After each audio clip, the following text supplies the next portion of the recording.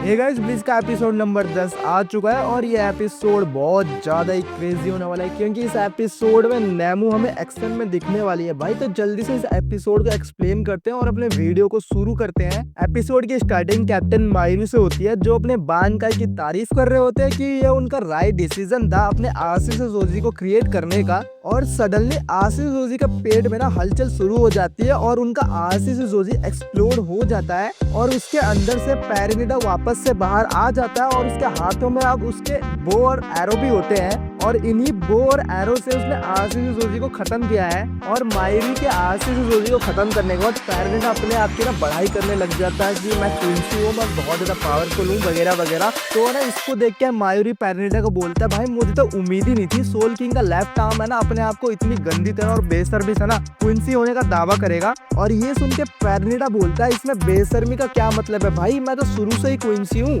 और ये सब बोलते बोलते पैरानिडा की वॉइस है ना चेंज होने लग जाती है और ये सब देख कर ना अपना मायरी शॉक्ड हो जाता है और कहता है ये सोल किंग के मेमोरीज को रिगेन कर रहा है या फिर बैटल के बीच में अपने आप को ना इवॉल्व कर रहा है। और तभी पैरानिडा अपने पांचों फिंगर से मायरी के ऊपर है ना एरो शूट करने लग जाता है और इन एरोज में ना उसके नर्व्स भी अटैच होते हैं जिनको मायरी डॉज करने का ट्राई करता है पर फिर भी उसके हाथ में ना एक तीर लग जाती है जिसके कारण मायरी अपने हाथ को ना खुद ही डिस्ट्रॉय कर देता है। पर तभी उसको दूसरी तीर लगने वाली होती है पर यहाँ पर नेमू आ जाती है और उस तीर को पकड़ देती है और अपने हाथ को ना खुद ही काट लेती है और मायरी को ना वो बचा लेती है और इसके कारण वो खुद ही जमीन पर गिरने लगती है। पर मायरी उसको यहाँ पर बचा लेता है और उसको बोलता है मैंने तुम्हें ऑर्डर नहीं दिया था इसके अंदर इंटरफेयर करने का, अगर तुम अभी ग्राउंड पर गिर जाते ना तो तुम अभी पक्का मारी जाती। तो नेमू बोलती है मुझे लगा तुम्हें बैटल के अंदर शील्ड की जरूरत होगी इसलिए मैं इसके अंदर इंटरफेयर करी। तो मायरी नेमू को बोलता है तुम खुद से डिसीजन लेना कब से सीख गई। तो यहाँ पर नेमू बोलती है मुझे नहीं पता है। फिर मायूरी नेमू को बोलता है नेमोरी नंबर 7 जब से इचिगो की टीम यहाँ पर आई है तब से तुमने यहाँ पर है ना बहुत सारे बैटल्स को देखा है और उससे है ना बहुत कुछ सीखा है जिससे तुम अपने आप को ना खुद से डेवलप कर सको। पर तुम्हारे पास खुद से कुछ करने की इजाजत नहीं है तो मैं तुम्हें जब तक कुछ ना बोलूं तो तुम है ना यहाँ पर कुछ भी नहीं कर सकते हो और अभी तुम यहाँ पर मर सकती थी और मैंने तुम्हें यहाँ पर मरने का ऑर्डर नहीं दिया था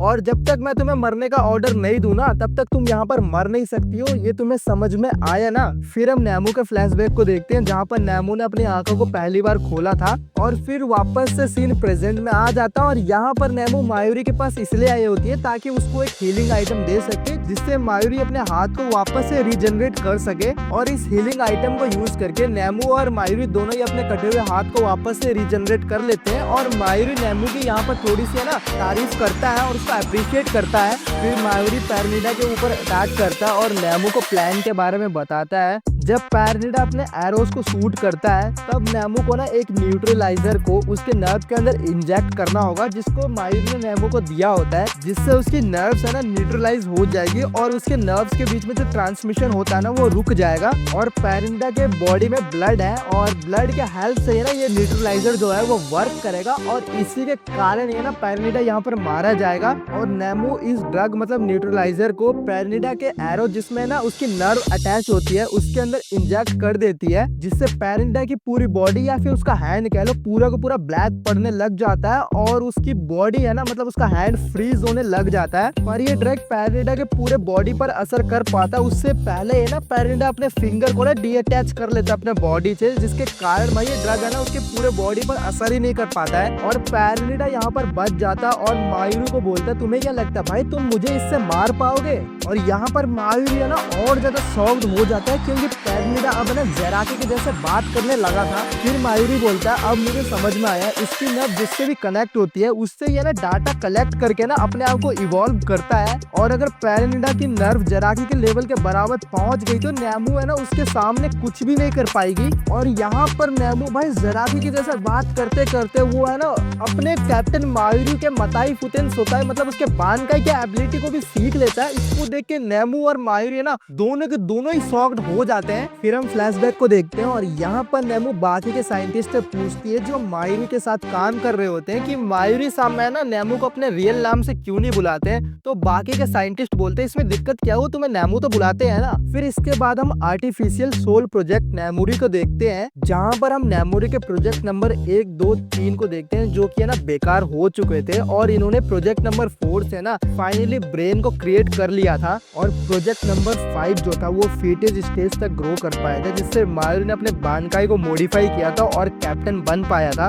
और जो प्रोजेक्ट नंबर 6 थी वो बस 2 साल तक ही जिंदा रह पाई। और जो प्रोजेक्ट नंबर 7 है ना वो मायूरी की सबसे परफेक्ट मेमोरी थी। फिर हम दोबारा से नेमू और उस साइंटिस्ट को देखते हैं, जहाँ पर नेमू वापस है ना उनसे पूछती है कि जो कैप्टन मायूरी है वो उसको रियल नाम से क्यों नहीं बुलाते हैं। तो वो साइंटिस्ट बोलता है मुझे इसके बारे में नहीं पता, पर जो हमारे कैप्टन है ना इस नाम को लेते वक्त शायद से एम्बैरस हो जाते हैं, इसलिए है ना वो तुम्हारा रियल नाम नहीं लेते हैं। तो नेमू बोलती है ऐसा नहीं है, जो हमारे कैप्टन मायूरी है वो इतने छोटे मोटे इमोशन पे ध्यान नहीं देते हैं। फिर वो साइंटिस्ट नेमू को समझाते हुए बोलता है कि कैप्टन मायूरी ने एक बार कहा था आर्टिफिशियल सोल रीपर को बनाना हर सोल रीपर का ना ड्रीम होता है, इसलिए है ना उन्होंने नेमू को बनाया था। पर आर्टिफिशियल सोल रीपर्स को बनाना सभी है ना सोल रीपर्स का ड्रीम नहीं होता, ये बस कैप्टन मायूरी का ना पर्सनल ड्रीम है। तुम खाओ पियो सांस लो, साथ में रोज कुछ ना कुछ सीखो और अपने आप को ग्रो करो। तुम्हारे ग्रो करने के दौरान ही मायूरी अपने सपनों को जीता है। अगर तुम ये सब है ना नोटिस कर लेती तो शायद है ना वो एम्बैरस हो जाते।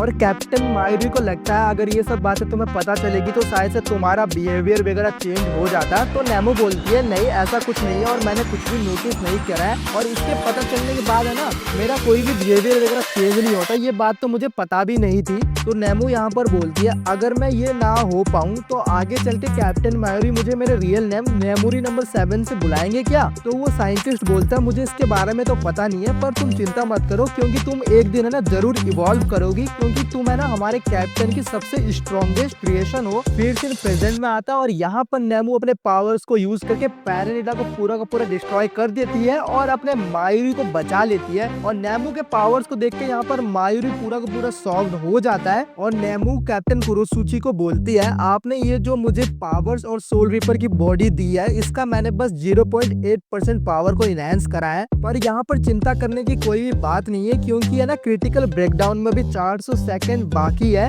और ये सब सुन के कैप्टन कुरोसुची बोलते हैं नेमो को मैंने तुम्हें ये सब करने का ऑर्डर नहीं दिया था। तो नेमो बोलते है ये आपका ऑर्डर नहीं है, ये मेरा मिशन है और मेरा मिशन है ना तुम्हें प्रोटेक्ट करना है। तो कैप्टन कुरोसुची बोलते हैं नहीं तुम्हारा मिशन है ना ग्रो करना है, ना कि मुझे प्रोटेक्ट करना है। तो नेमो बोलती है मैं बिलीव करती हूँ कि मैं आपको प्रोटेक्ट करके ही अपने ग्रोथ को आपको दिखा सकती हूँ। और वो कैप्टन कुरोसुची को एक बिल्डिंग पर छोड़कर पैरानिडा के ऊपर अपने पूरे पावर से अटैक करती है और इस अटैक से पैरानिडा पूरा का पूरा डिस्ट्रॉय हो जाता है और नेमो की भी यहाँ पर है ना पूरी की पूरी स्ट्रेंथ खत्म हो जाती है, जिससे है ना वो वापस से जमीन पर गिरने लग जाती है। और तभी हम पैरानिडा को देखते हैं वो है ना यहाँ पर पूरा का पूरा डिस्ट्रॉय नहीं हुआ होता, वो अपने डिस्ट्रॉय हुए बॉडी से नर्व्स को निकाल कर है ना नेमो के ऊपर अटैक कर देता है और नेमो के बॉडी में ना अपने बहुत सारे नर्व्स को डाल देता है और नेमो के बॉडी को अंदर से है ना एक्सप्लोड कर देता है। और यहाँ पर है ना नेमो पूरी की पूरी खत्म हो जाती है और पैरानिडा अपने आप को वापस से रिकवर करने लग जाता है। और नेमो के ये हालत को देखकर मायूरी पूरा का पूरा शॉक्ड हो जाता है और वो एक टाइप से ना सदमे में चला जाता है। और हम यहाँ पर मायूरी के पीछे मतलब उसके इमेजिनेशन को कह लो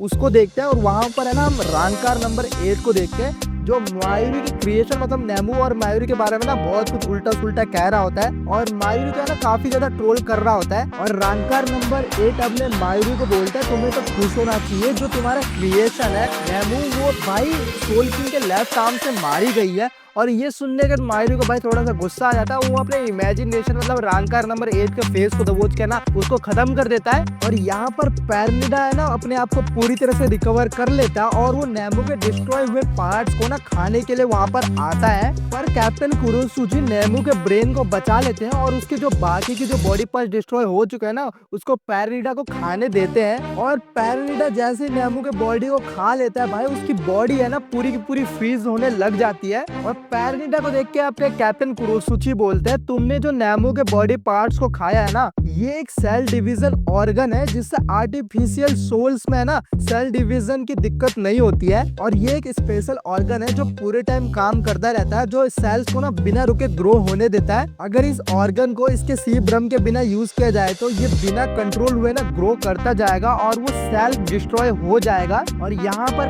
पैरानिडा भी भाई हद से ज्यादा ग्रो होने लग जाता है, उसकी मसल्स भाई बहुत ज्यादा बढ़ने लग जाती है, जिससे कारण भाई वो फट जाता है और मारा जाता है। यहाँ मायूरी नेमू के ब्रेन को लेकर जाने लगता है, पर उसके पैर डैमेज होने के कारण वो गिर जाता है। तो वहाँ पर जरागी के स्क्वाड मेट्स आ जाते हैं, मतलब अपने इकाकू और यूमिचिका, और वो अपने मायूरी को अपने साथ लेकर बॉडी प्रिजर्वेशन पॉड्स में सुला देते हैं। और यहाँ पर हम कैप्टन हित्सुगाया और उसके लेफ्टिनेंट को भी देखते हैं, और वो यहाँ पर बिल्कुल ठीक हो चुके थे और ये अपने प्रिजर्वेशन पॉड से बाहर आकर कैप्टन मायूरी को थैंक्स बोलते हैं। फिर इकाकू और यूमिचिका जेराकी और कैप्टन मायूरी दोनों को ही प्रिजर्वेशन पॉड्स में डालते हैं ताकि ये दोनों हील हो सके। और यहाँ पर कैप्टन मायूरी नेमू के ब्रेन को देख के बोलता है, मैंने एक सोल को क्रिएट करा जो खुद ब खुद इवॉल्व हो सकता है, और मैंने उराहारा को भाई सरपास कर दिया। और प्रिजर्वेशन पॉड क्लोज होता है और यहाँ पर मायूरी नेमू के बारे में सोचता है कि नेक्स्ट टाइम वो खुद को ना नेमू के साथ देखेगा, और अपना एपिसोड यहीं पर खत्म हो जाता है। और इस वीडियो में इतना ही। और अगर आपको वीडियो पसंद आई होगी तो प्लीज वीडियो को लाइक करना, शेयर करना, साथ में चैनल को सब्सक्राइब करना। Thank you guys.